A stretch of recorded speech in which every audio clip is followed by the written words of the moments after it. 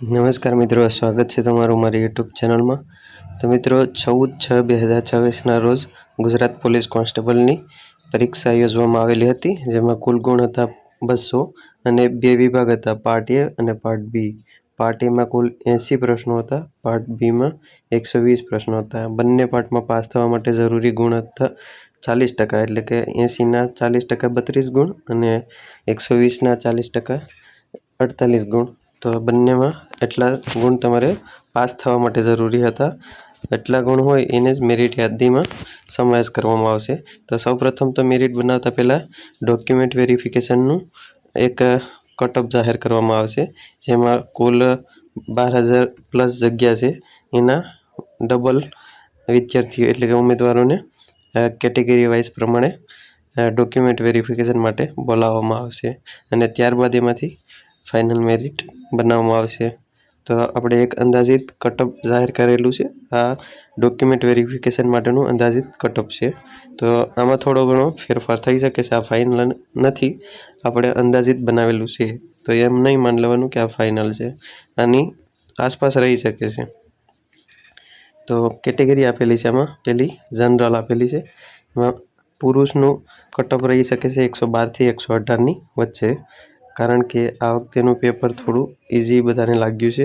Easy એટલા માટે કારણ કે ગયા વખતે ગુજરાતી પેરેગ્રાફમાં બધાને મૂંઝવણ હતી અને આ વખતે ગુજરાતી પેરેગ્રાફના જવાબ ખૂબ જ સહેલા અને સરળ હતા, એમાં જ હતા પેરેગ્રાફમાં, એના કારણે બધાને પેપર સરળ લાગેલું છે। કારણ કે ગયા વખતે ઘણા ખરા વિદ્યાર્થી એવા હતા કે પાર્ટ બીમાં 90+ માર્ક હતા અને પાર્ટ એમાં પાસ પણ નહોતા થયા, તો એના કારણે આ વખતે સહેલું લાગ્યું છે બધાને।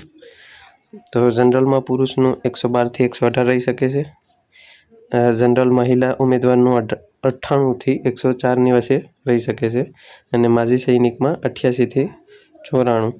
ઓબીસીમાં આપણે જોઈએ તો ઓબીસીનું હંમેશા જનરલ કેટેગરીની આસપાસ જ રહેતું હોય છે, કારણ કે ઓબીસીની જે સ્પર્ધા છે એ ખૂબ જ વધારે છે સંખ્યાના આધારે।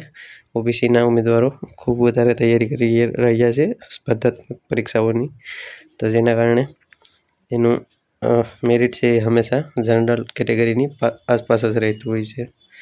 ઓબીસીનું પુરુષોમાં 106થી 112ની વચ્ચે કટઓફ રહી શકે છે, મહિલામાં ઓબીસીમાં 92થી 97 અને માજી સૈનિકમાં 82થી 87।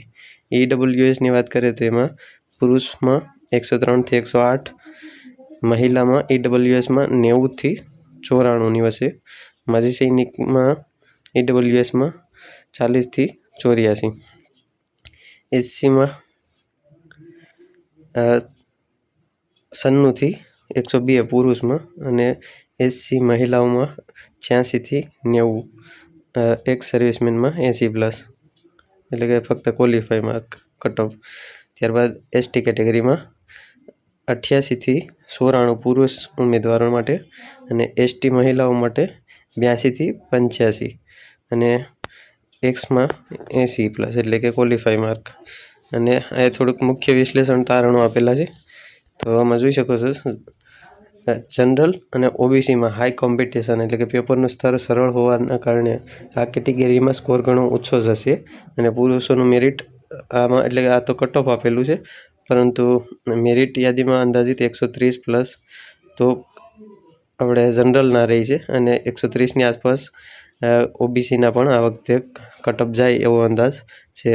મહિલા ઉમેદવારોનું આકર્ષક અને સ્કોરિંગ સરળ પેપરના લીધે મહિલાઓ પણ જનરલ અને ઓબીસી કેટેગરીમાં કટઓફ 90થી 100+ની વચ્ચે રહેવાની ધારણા છે।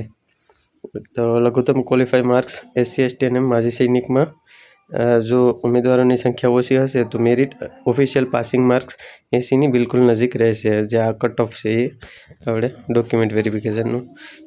તો આ એક અંદાજિત કટઓફ હતું। આશા રાખું છું વિડીયો સારો લાગ્યો હશે। વિડીયો સારો લાગે તો લાઈક કરો, શેર કરો, ચેનલને સબસ્ક્રાઈબ કરી દેજો અને આગળ આપણે ફાઇનલ મેરિટ કેટલું રહેશે એનું પણ એક કટઓફ વિડીયો બનાવશું।